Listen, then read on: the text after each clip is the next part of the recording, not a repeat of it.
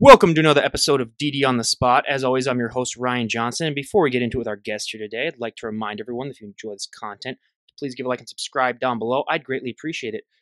We have Sandra Avelli on the podcast. She's coming to us also from Minnesota. She's close to my neck of the woods. And yeah, she's on here to share her health and fitness journey and discuss all things health and fitness. But most importantly, she's our current guest. Sandra, thank you so much for coming on. Thanks for having me.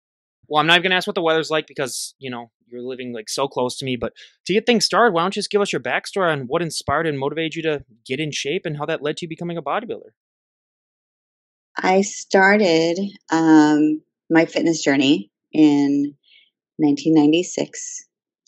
I was two, everyone. So it's been a while. I was living in Las Vegas at the time and working with an agency. I was modeling the Before Your Time. So the Kate Moss look was very waif, very thin, very like hanger-like, if you will. Like the clothes just fell. And that's kind of what my physique was like at the time. So I got a lot of work, but there was a lot of backlash because people were saying this is not a healthy look.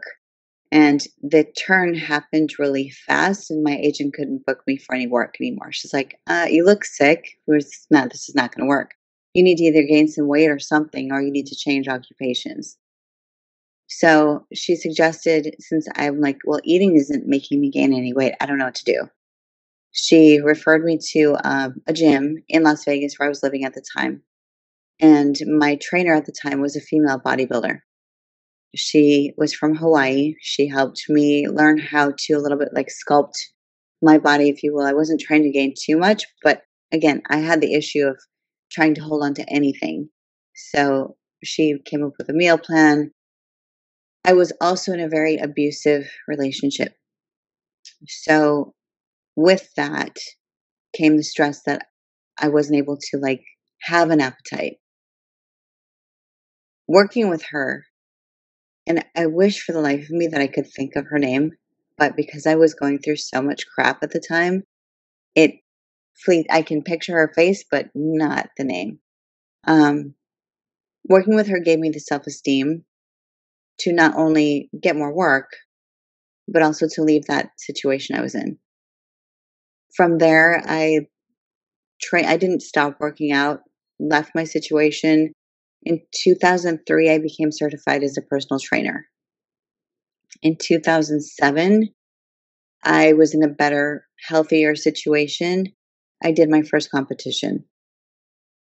That was my first show was actually in Minnesota, was the Minnesota Gopher State. It was held at it's in Maplewood. What is that thing called? I'm trying to remember too. Yeah. I can't think of the name of the venue for whatever reason. It escapes me. Christine Bongiovanni was still the promoter for the NPC, the Midwest area. And then my second show, the same year, I did 3 shows that year. My second one was with the NANBF, the Mr. Ms. Minnesota Natural. So this year, so 2007, the only divisions for women were bodybuilding, fitness, and figure. Mind you, I was still coming from that swing of trying to gain weight. So I was pretty small, but the division at that time for me was figure. I did win my class and then went from that show, I think it was probably a month later, to the natural show, and I was 4th. Devastated. How could I, after I won my first show, get 4th place? I had no idea how this stuff worked. No clue. From there, I went to Junior Nationals in Chicago, same year. Small fish, very big pond. But I learned a lot, not quite enough, from my first year. And that's how it started. And I mean, you mentioned it a little bit, but how has the sport evolved from when you first started to now? Because I've only been doing this for 5 years, and it has changed drastically since when I first started. So I can't imagine what it's been like for you doing it as how long have you have? I mean, the first thing that I think one of the biggest factors in the change has been the presence of more information and the access of social media. We had MySpace. Nobody freaking used MySpace unless you were in college. Now, I'm a grown-ass woman. I didn't use MySpace. I had an account, yes, but did I know what to do with it? Absolutely not. Nor did I have the time or want to devote the time to it. Now you're in 2023.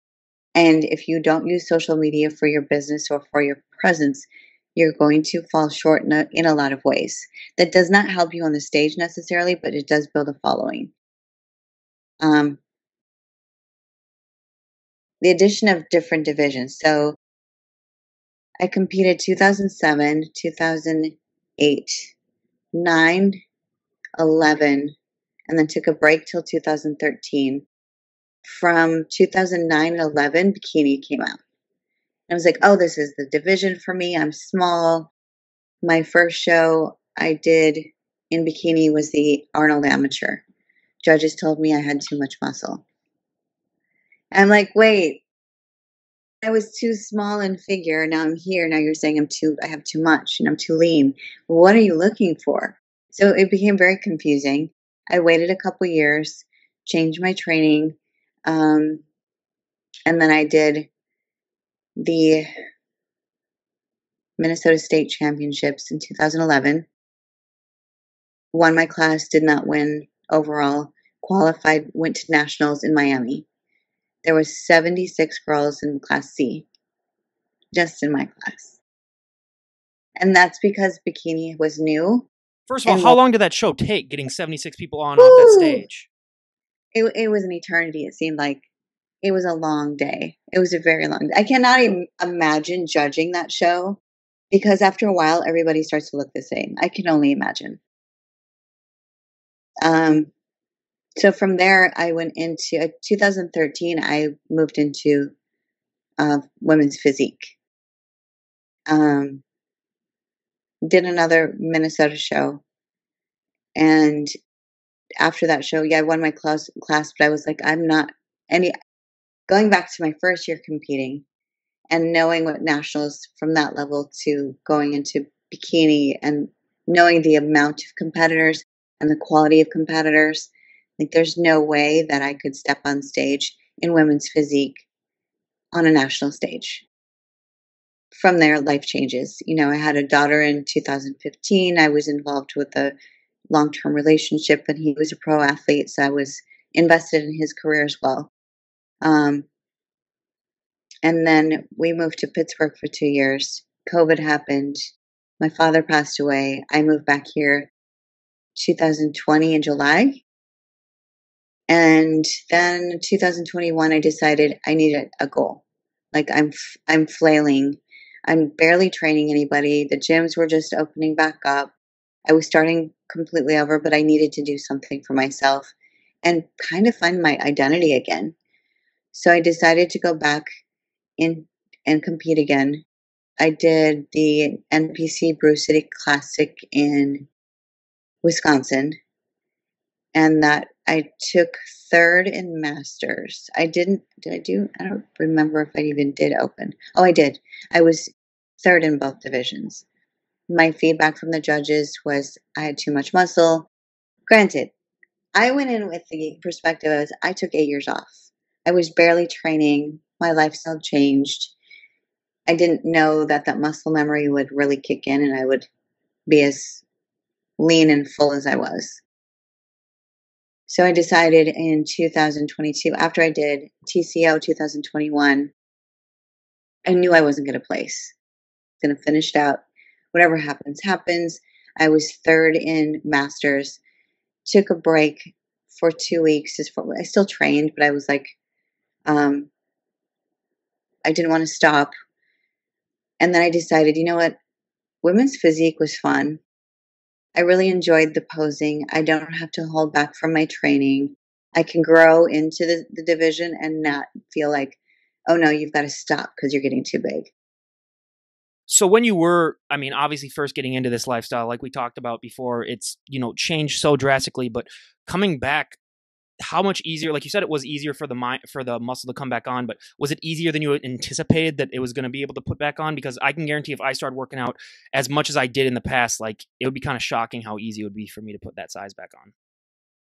I was surprised. Now I'm a trainer and I've worked with competitors but for when it's yourself, like I have a coach. I feel like every coach should have a coach just for that perspective. I was sending check-in photos to my coach at the time and was really like shocked that I was where I was at. Like in the beginning, I'm like, I don't think I'm going to get there. I'm out of shape. I haven't really been training. My diet's crap. I've been eating whatever I want. Pizza sounds great on a Friday night, you know. No, yeah, I agree with you. We had just had pizza on yesterday, which was Friday, so I'm with you 100% on that. So yeah, more power to you. But this is also so much more of a mental sport than it is a physical sport. And I ask this question to every single guest that I have on because I think it's so important. What has this journey been like for you mentally? Because people a lot of times will just notice the physical changes because they can't really tell that much of the mental unless they really, know you well. But what has this whole journey been like for you mentally? Mentally, I feel like the discipline when I'm in contest prep spills over into everything I do because it requires you to have so much structure from your food perspective to make sure you get sleep. But then you also have real life obligations. So you have to work around those and you need to show up for those as well. And mentally to be able to be present and also to push through and be disciplined, like, oh, say you're at a function, they have your favorite cupcakes, but you know what? That's probably not going to be great for you to be on stage. You really have to choose the long term gratification over the short term. And I think having that perspective, it doesn't last forever. Like it's 12, maybe 16-week prep. That's really not that long in the grand scheme of things. Yeah, absolutely. And how has your nutrition changed throughout the years? Because as your body ages and as you get more involved in the sport, I'm shocked at how much the nutrition of so many people that I've talked to has changed. Well, depend and I've done 3 different divisions. So, say in 2021, my nutrition was I was eating very, very little food, especially towards the end, and my body it didn't like that. Going into physique to get up to upward of 3,000 calories a day, and my metabolism, surprisingly, at almost 50, is it keeps up with it. I'm great. I think it's because I do refeeds. I'm also back off of shows in a way that it's not going to be detrimental to my metabolism. Um, but per division, it's been a huge difference. And maintaining during the off season and making sure, like, if I know I'm getting ready for another show, whether it's a year away or whatever, and if I know it's on the horizon, I'm going to have a disciplined off seasons where prior I would go ham. Like I'm free, I can do whatever I want, but I don't feel like you build the same with whatever you want. I've talked to a handful of people that claim that they can do the whatever they want thing. And I just say, either you're the most genetically best person on the planet or you're a liar. But talking about genetics, I always love to bring this up. Everyone's built differently, but everyone always has that one body part that really, really takes off that they don't have to train as much when they first get started working out. And then they have that one body part that they just have to drag behind to get it to catch up. What was one body part that really took off for you? And what's been one body part that you just had to drag behind? Last season, we ended up adding in, I was doing leg days 3 days a week just to bring my legs up because I am really, my shoulders and traps are really dominant. My traps specifically because I did Olympic lifting for, not for competitive, but for training and a lot of pulling. So that's a really strong feature on me, it's great for physique, but when I was in figure, or not figure, but for bikini, I had to make sure I covered them and didn't show them because they would take away. As far as things to the, I need now to bring up my lats, make them drop and be a little bit more dense. Always a work in progress. You're never going to be perfect. And Nope. has post show gotten easier for you as you've gotten more and more into the sport, or is it still as hard as it was the first time you did it? I feel like it's gotten easier as I've done it because I know what to expect. I think my first couple shows, I was like, now what?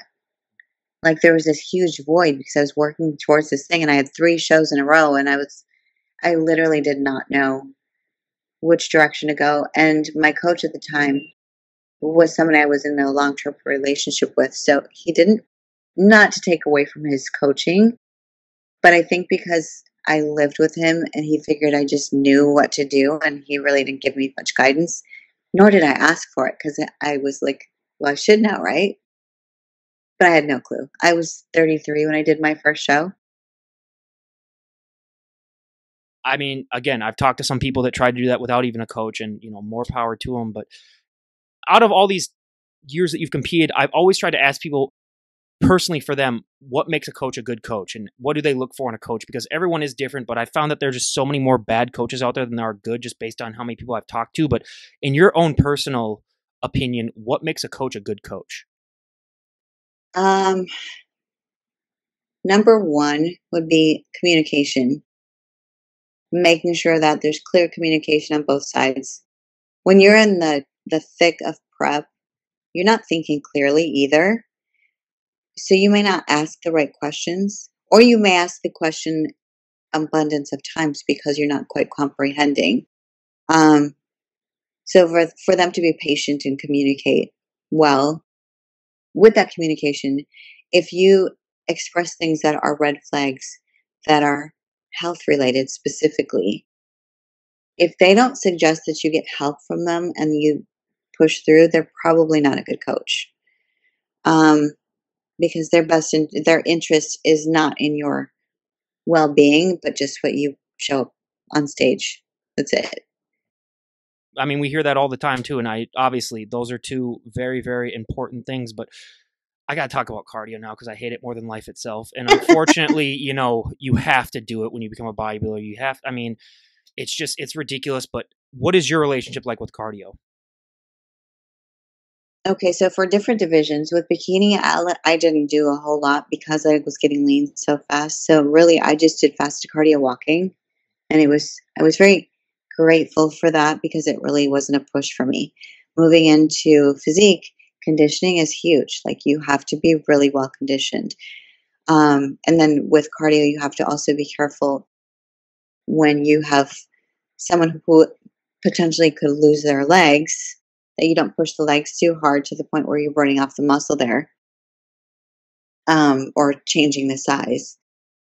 I actually start to like fasted cardio because it becomes a way to set my intention for the day with that discipline, putting that time in, jump starting the metabolism. I feel like that I didn't have an issue with. The post workout cardio, not a not my favorite. Um, we started adding in HIT because of my background with being more athletic and an explosive athlete. That seemed to be better for me in a shorter duration. So mentally, I'm like, okay, this first few weeks, it's 10 minutes of HIT and then 10 minutes rowing. So I can wrap my head around that. When it starts to get a little bit more than that, then it's like, oof, this is a grind. I really have to push through. And that's when you start to, that whole mental state you were talking about, the strength there to just, it's one more minute. It's one more minute. Just get through it. Where do you think for yourself personally that strength comes from? Part of it, I think, comes from the fact that I'm a mother. I have four kids. I've had from each generation. I was 17 when I had my first, 21 when I had my second, 30 when I had my third, and 41 when I had my fourth. So I think having them and being strong for them and them watching me and me telling them all their lives that they can do what they put their mind to.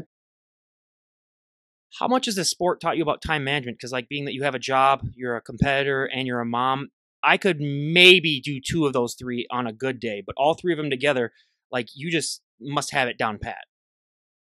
I am diagnosed a little bit OCD, and I think I've translated what my quirks were into my scheduling. So I've made it work for my benefit. Any tips that you have for people who are looking to find more time management in their lives? Um, Really prioritize what's important to you, less time doing things that are meaningless. Like if you get your I know I get my screen time alerts on my iPhone every week. And if you notice you're spending more screen time and it shows you a graph on what you're spending it on there versus being productive and you're wondering why you're not productive, start evaluating where you're not. I think that's a great place to start and weed out the things that are not going to get you to where you're wanting to go. I get that alert too sometimes, and I don't know how they do it sometimes because there's sometimes that's like, oh, you average spending 23 hours a day on your phone. I was like, first of all, that's not even physically possible. So I think I might just like left it on when I'm asleep or something like that, or I just had it always on in my pocket or something. Because I was like, no, I probably spend like an hour or two when I'm not doing this stuff on social media. So we'll have to see about that. But how important is it for you to also serve it as, like you talked about, as an inspiration to your children, that like you can really do anything? Because I've talked to so many people and there's so many studies out there that say that like the more in shape the parent is, the more likely it is that the kids are going to adopt that lifestyle as well. So how important is it for you to sort of serve as that beacon? I try to walk the walk, but at the end of the day, I can't make them do anything that they don't want to. Um, my oldest son actually now trains with me in the gym. He has his own goals, but in the past, he lived in Las Vegas, went to college there. And I tried to gift him personal training sessions and gym memberships. And he was like, "I'm not trying to do all that, mom. That's just not me." They also grew up around it. So they do know the value of it now. So I just try to be consistent with not just my kids, but also I have to resonate with that for my business and be that person for my clients as well. What is your favorite part about being a personal trainer, and what is your least favorite part about being a personal trainer? My favorite part about being a personal trainer is watching people find their own strength. And I'm not just talking about physically, we talked about the mental part. When you can see them evolve into believing in themselves and that they can actually do things that they didn't think they could, it's mind blowing. There's no words to describe how rewarding that is. The least favorite part is when people show up and they say they want changes, but they don't want to do the work. And you can't force people. And I tell them, like, I can only be with you an hour a day. I'm not going to be able to show up in your kitchen like a genie. Hey, don't eat that cookie. That's something that they have to decide.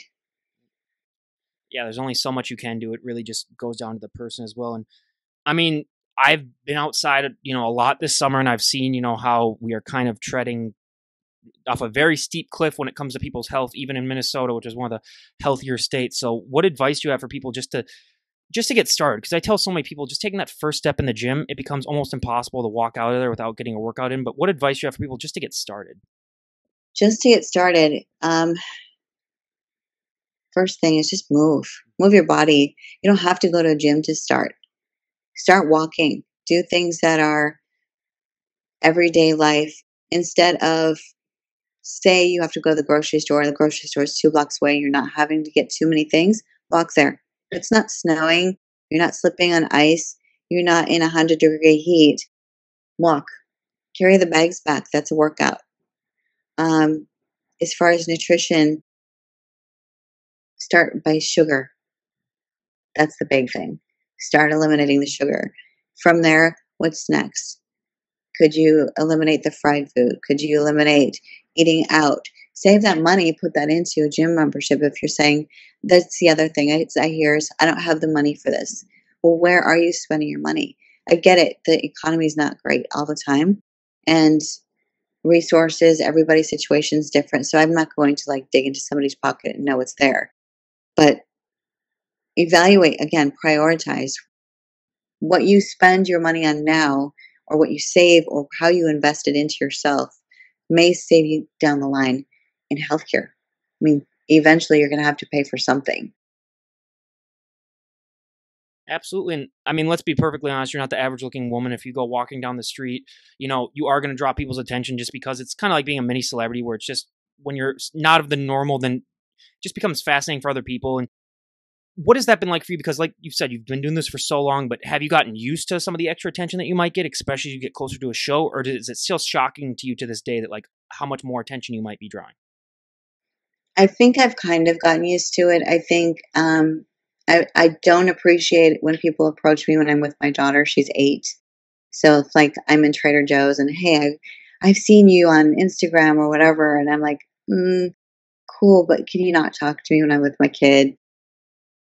Um, Other than that, or like when I'm driving down the freeway and somebody like flags me down, that's happened. That was the weirdest thing ever. I'm like, dude, it's rush hour. I'm taking my daughter to school, and how do you know that's me? How?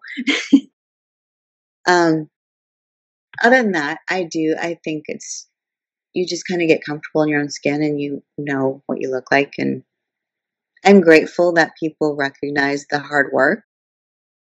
On occasion, you get the people that are like, ew, that's gross. And that's cool, man. If you think it's gross, you're entitled to your opinion, but you don't have to tell me. I've never gotten that myself either, where it's like, yeah, you can think that it's bad, but it's like, why just not say it and just keep it to yourself? But some people, I guess, but we got to talk about posing because that's one of the things that is one of the hardest things for a lot of these guests that I have on that when I first started this, I was shocked by. But again, what is your relationship like with posing?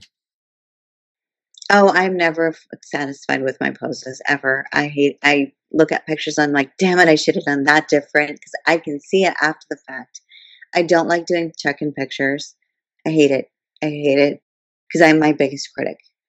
I think also coaching other people because I can see my flaws. And I think in this sport, we focus on how we can fix the next thing. We don't focus on what we've attained. May see it and other people may compliment us, but we're like, okay, but I need to fix this. So we're, like you said, it's always a work in progress. But as far as your question is posing, I don't feel like you're ever perfect at it. And your body always changes. So knowing where to really amplify your strengths as they change. I mean, your posing is always going to change. Yeah, I actually just reached out to my posing coach yesterday because I'm 16 weeks out and she's phenomenal. Being that you've competed in multiple divisions, is there one thing or a few things that you've taken from each division sort of to your posing repertoire? Because obviously the poses aren't the same, but do you think that being in different divisions has helped you more than, say, like if you've just been in the same division your entire career? Yes. With bikini, I feel like there's more of a catwalk. So if I can translate some of that into doing women's physique, it takes some of the ruggedness away and a little bit more of that sensuality because physique competitors, I feel like women's physique competitors sometimes can be construed as very harsh or strong in not necessarily a good connotation. So keeping that femininity with that's presented in bikini and conveying it there, I think is a way that I've been able to utilize that. What is your favorite pose and what is your least favorite pose? Oh, I'm not a fan of my personal side triceps, not my best. It will get better. My side chest has probably become one of my stronger ones and back double bicep.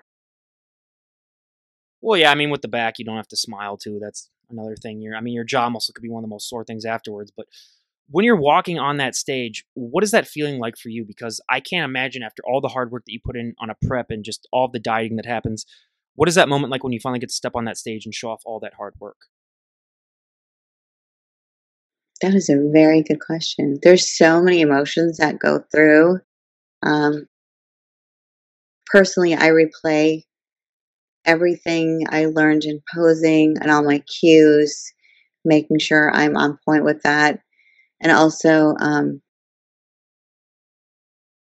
make sure I don't really look at my competitors because the worst thing you can do is compare yourself backstage or even when you're on stage, and it takes your focus off what you've done. Um, I've learned that the hard way because I used to. In the beginning, I would look around, especially backstage, and then think, "Oh no, I'm not ready. I'm not good enough." It really messes with you. But I think there's just such a flood of emotions and hope, and when you're placed, if you're not placed where you wanted to, there's always that a little bit of heartbreak because, like you said, there's so much that goes into it. There's so much time and there's sacrifice, but we choose this. It's not like anybody's forcing us to do this. So the sacrifices, we really can't complain about it. This is also a sport where Biasmorphia is huge in it, and I'm just not gonna lie. I find it fascinating too, where I've talked to some of the most in shape people on the planet, and even though they may look great, they still struggle with it. And I'm not gonna lie, I was that idiot when I was 18, being like, "Oh my god, if I worked out and I get like super huge, like I'm never gonna worry about my body ever again." One of the dumbest things I probably ever thought in my entire life, in hindsight, when if I could go back and just tell them, no, you obviously work out and get in shape, but like don't ever have that mindset. But how do you deal with the fact that, once you start this sport, you're never going to be good enough. You're never going to be big enough. You're never going to be, it's just a quest that's never going to be really fulfilled. I've talked to Andrea Shaw, who's won the Olympia, like the last 2 or 3 years. And even she still has those moments where she's like, I'm still not good enough. And it's like, if you're thinking like that and you've accomplished that, that just proves that like even the best can't really get over that no matter how good they do.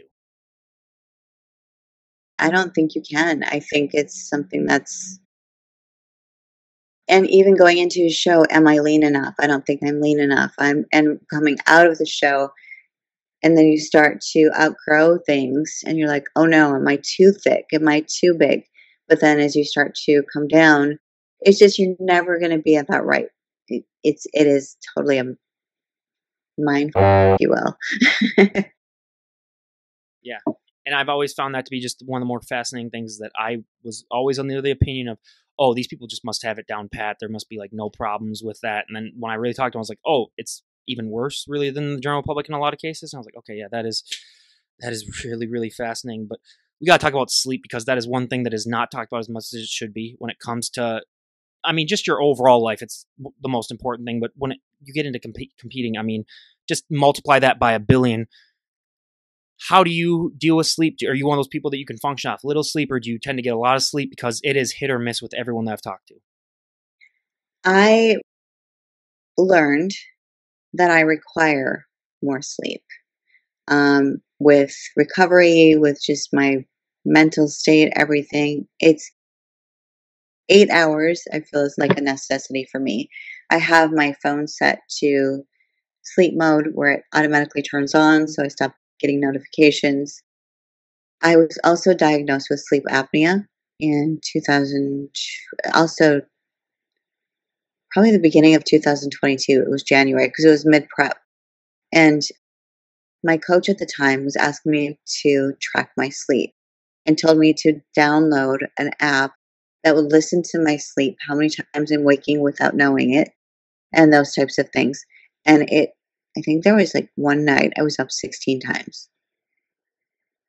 And he's like, you should probably go do a sleep study, which again, a good coach wants to know the whole picture instead of just the two-dimensional.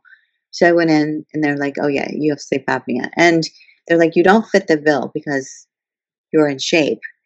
But I was at the time bulking, so there was more weight on my chest.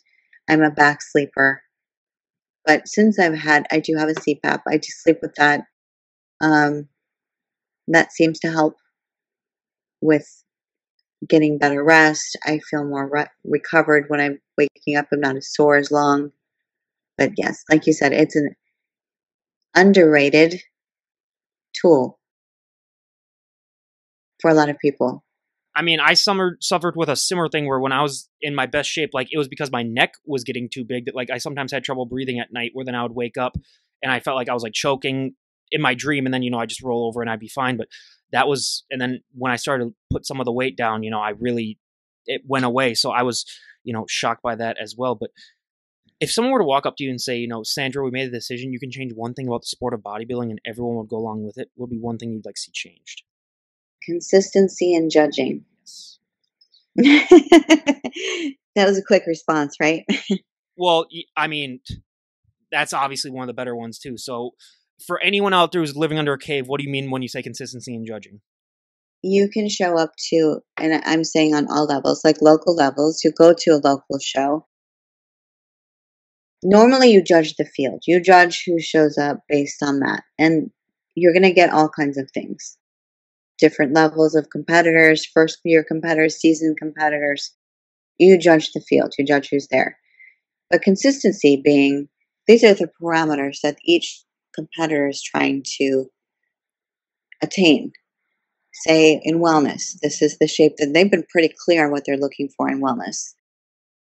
When a competitor shows up and they're meeting all that criteria, then you know who's first by looking at who's there, because you've got this image of what it should look like. But when there's inconsistencies, and yes, you may not get the best or the most seasoned competitors, or they might not know exactly what they're doing, and you're placing people who don't fit the criteria, and then they go to a national level show, they're not prepared because the criteria is different, or they're not judging consistently based. Local level, the national level, and the pro level are not on the same page. The one that really gets me going is when people win their pro card in different divisions at the same show. And that to me is like the dumbest thing, because if you have a body for physique and you win your physique pro card, that should not mean that you have the body for a figure competitor that wins their pro. I mean, I don't understand that personally, where they need to be a little bit more out front with, what the requirements are and what it is, because I've heard that way too many times, and they got to choose like what federation or division they want to belong with. And it's like, stupid. And also with prize money too, where it's like, you got to make it where it's, people don't understand how much more of a hindrance this is money wise, where you're not going to be making any money really unless you win the Olympia. Correct. I mean, and I hate to say this out loud, that this is a hobby, because it is. But looking at a hobby that you invest so much, not only financially, but emotionally, and because I don't think in golf you get that invested. I don't think when you're collecting cards of some sort, yes, you invest financially and you may treasure those things, but you're not really doing those things for yourself. You're not putting yourself through something to attain something. Yep, absolutely. Just the dedication alone that I've learned from talking to so many guests on this podcast truly is, one of the most impressive things I've ever seen in my entire life. But you mentioned that you're X amount of weeks out, but at what point in your prep does it usually start to really hurt and not be fun? Because for other people, it's different times. Some people, it's like when they're 10 weeks out, others it's 8, others it's whatever. But on average, would you say, like, at what point do you really start to feel the prep and it really starts to become like, okay, I only have this many weeks left and I'm counting down the days? 6.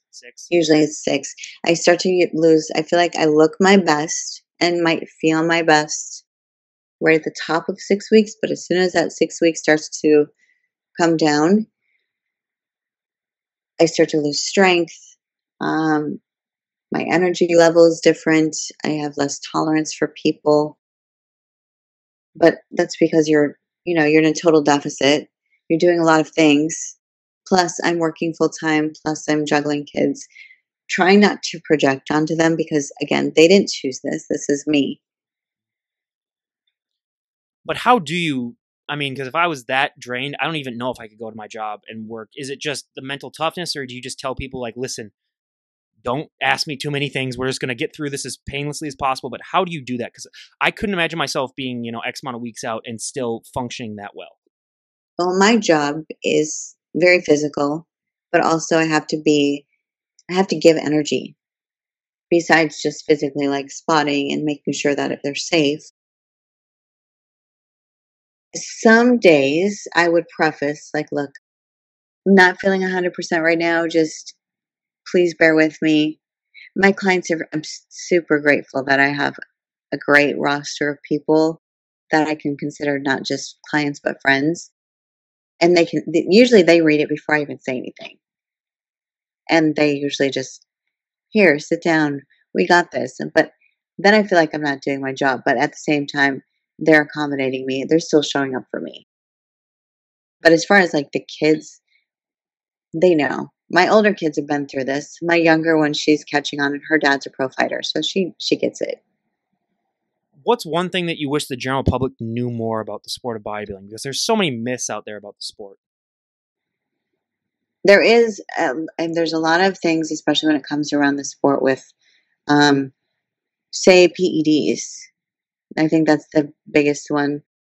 I think everyone thinks if you're a bodybuilder, you're automatically using steroids.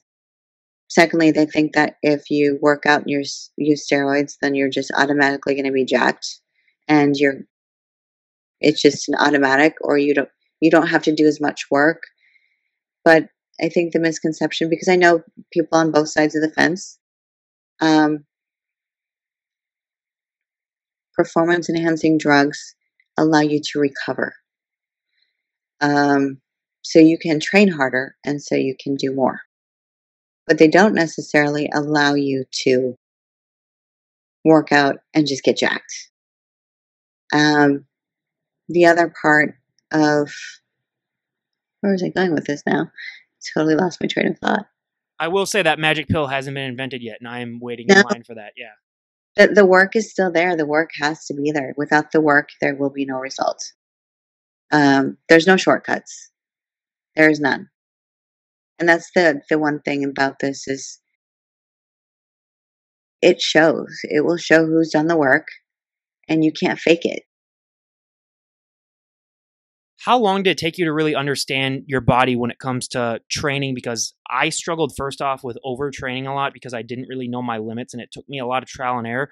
Was that something that you struggled with a lot? Because every guest I talk to, I think, struggles with a little bit at first of not knowing their limits. But how did you sort of reach that moment when you sort of understood how much your body could go through? Because I've talked to so many people who their first few injuries are just because they didn't know, maybe I should stop after this amount of sets, where they just wanted to keep going and going.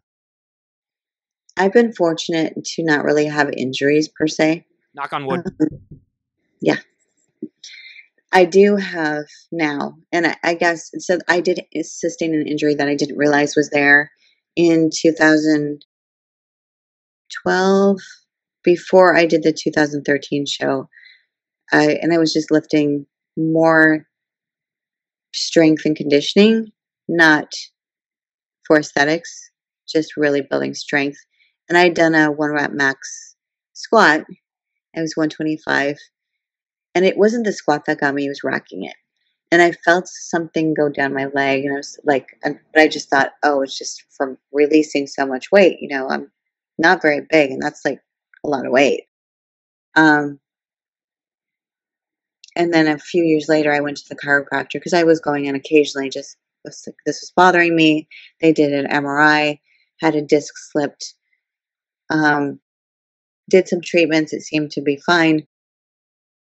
Fast forward to now, I have severe spinal stenosis and a disc out of place. So the combination is not great.